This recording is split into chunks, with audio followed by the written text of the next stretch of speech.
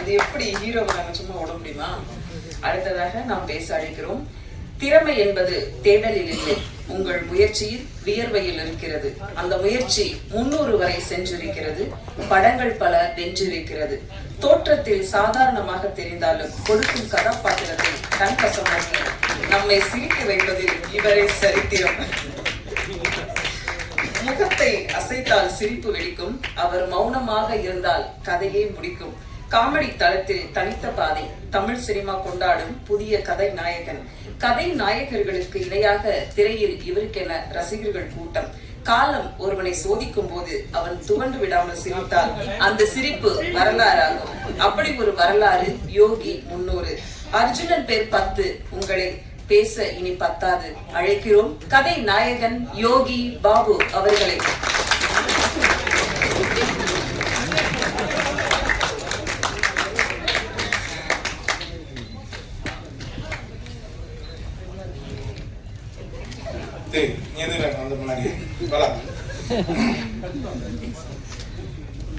எல்லாருக்கும் வணக்கம். இந்த படத்துல வாய்ப்பு கொடுத்த producer Thangapandian sir, Keerthika madam, Rajmohan, உங்களுக்கு ரொம்ப நன்றி. 300 எப்படி இது நமக்கு பத்தாது. நடிகராக இருந்துட்டு நமக்கு வந்து நம்மளே ஒரு நம்பர் போட்டு நம்மளே இது வந்து பெருமைப்படுத்துறத விட இந்த காலம் கடைசி காலகட்டத்தில் சொல்லணும். நாகேஷ் சார், மனோரமா, நான் நகைச்சுவை நடிகர்னு சொல்கிறேன், எல்லாம் சேர்த்து தான் சொல்கிறேன். அந்த இடம் அந்த லெவலில் நம்ம போகணும்னு ஆசைப்படுறேன். அவ்வளோதான். எனக்கு இது வந்து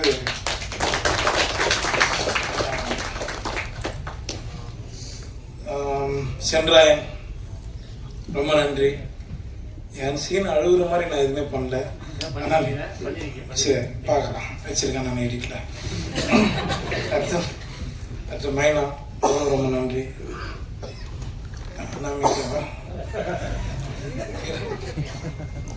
ராஜ்மோகன், நம்ம வந்து 2016 வந்து நயன்தாரா கூட நடிச்சிட்டோம். சரியா?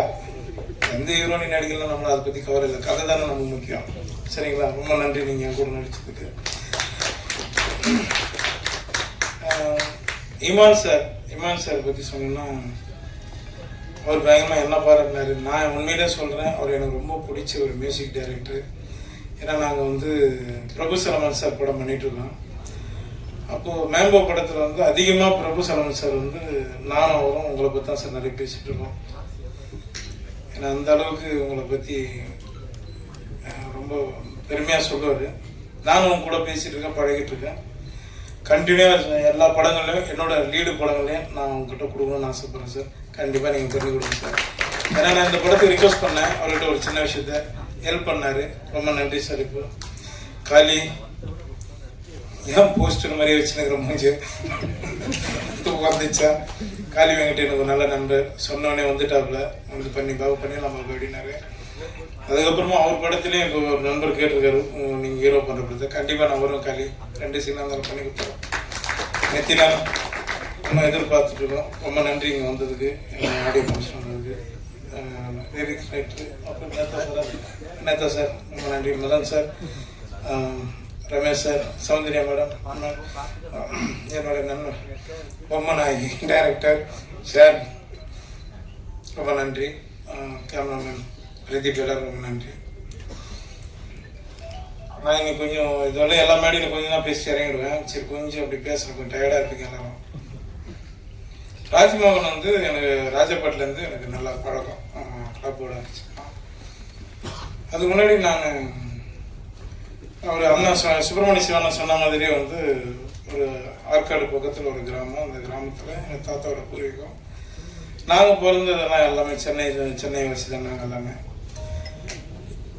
வெளியூர்லேருந்து வந்துட்டால் மட்டும் இங்கே வந்து வாய்ப்பு ரொம்ப கஷ்டம் கிடையாது. சென்னையில் பிறந்தவங்களும் ரொம்ப கஷ்டம். நான் இந்த 24 வருஷம் அனுபவப்பட்டிருக்கேன். 2009 வந்து யோகி தான் உங்களுக்கு தெரியும். அதுக்கு முன்னாடி நான் லொல்லு சபா எல்லா சேனல்லையும் ஒர்க் பண்ணியிருக்கேன், எல்லார்ட்டையும் ஒர்க் பண்ணியிருக்கேன், ஆர்ட் டைரக்டர்கிட்ட ஒர்க் பண்ணியிருக்கேன், நிறைய வேலை பார்த்துருக்கேன். அது என்னோட வளர்ச்சிக்கு நான் பண்ணி தான் ஆகணும். ராஜ்மோகனை பற்றி நான் சொல்லிடுறேன், அதோட சொல்லிட்டு முடிச்சுக்கலாம். வந்து என்கிட்ட ஒரு முறை கதை சொன்னான். கதை சொல்லிவிட்டு அதுக்கப்புறம் கொஞ்ச நாள் காணாமல் போயிட்டான்.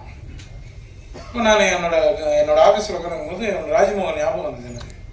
இவன் என்ன பண்ணுறான் அப்படின்ட்டு ஒரு நாள் ஃபோன் அடித்து கேட்டேன். ரொம்ப ஒரு 3 வருஷம் கூட, ஒரு 3 வருஷம் கூட 3-4 வருஷத்துக்கு அப்புறம் நான் அவனுக்கு ஃபோன் அடித்து என்னடா பண்ணுற அப்படின்னா, ஆனால் இது மாதிரி ஒர்க் பண்ணிகிட்ருக்கேண்ணா, சினிமா கொஞ்சம் படம் பண்ணலாம்னு சொல்லி கூப்பிட்டு அதுக்கப்புறம் தான் மீட் பண்ணோம். அதுக்கு அப்படி தான் இந்த படம் ஆரம்பித்தோம். சரிங்களா? இதை வந்து இது மாதிரி நிறைய டைரக்டர், அசிஸ்டன்ட் டைரக்டர் எல்லாருக்குமே நாங்கள் ஹெல்ப் பண்ணுறதுக்கு ரெடியாக இருக்கோம். வாங்க, கரெக்டாக போகணும். சரிங்களா? எனக்கு வாய்ப்பு கொடுத்ததுக்கு ரொம்ப நன்றி. தேங்க்யூ.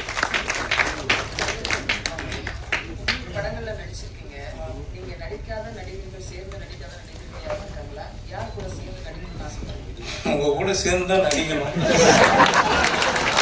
அதுக்கப்புறம் நம்ம நண்பர்கள் நிறைய பேர் கேள்வி கேட்பாங்க. அவங்களெல்லாம் வெள்ளம் போச்சுலாம் போட்டு நம்ம எல்லாம் நடிக்கலாம். கமல் சார் கிட்ட தான் நான் நடிக்கல. சீக்கிரம் அதுவும் நடக்கும்னு நினைக்கிறேன். கமல் சார் நடிக்கிறேன். படங்கள்ல நடிச்சதுக்கு வந்து உங்களோட தெய்வ பக்தி ஒரு காரணம் எடுத்துக்கலாமா? அது நான் தான் எடுத்துக்க முடியும். பார்க்குற நீங்க எப்படி எடுத்துக்க முடியும்? தெய்வ பக்தின்றது எல்லாருமே எல்லா மதம் எல்லாரும் எல்லாரும் அவங்க கும்பிட்டு இருக்காங்க. அவ்வளோதான். நான் முருகனை வேண்டாம், எனக்கு பெரிய நம்பிக்கை இருக்குது. அதனால கடவுளை என்னை காப்பாற்றுறான். அவ்வளோதான். முன்னுன்றது ஒரு வேலை அதிகமாக சொல்லணும்னா கூட ஆகலாம்.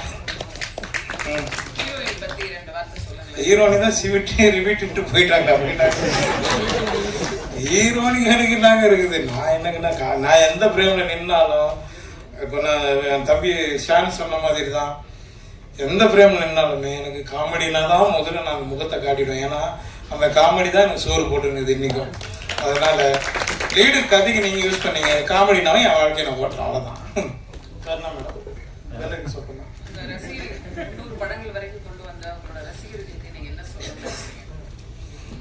ரொம்ப ரொம்ப நன்றி. இது கம்மி, இன்னும் நிறைய உங்களுக்கு நான் கொடுப்பேன். ரொம்ப சந்தோஷம். நன்றிங்க. இன்னொரு 5 நிமிஷத்துல இந்த விழா நிறைவேறும். இப்போது யோகி பாபு கதை நாயகன் அவர்களுக்கு தயாரிப்பாளர் ஒரு பெரிய மலர் மாலை அணிவித்து தன்னோட அன்பை செலுத்துவார். அடுத்து ஒரு கேக் கட்டிங் இருக்கு. வித்தியாசமான முறையில இந்த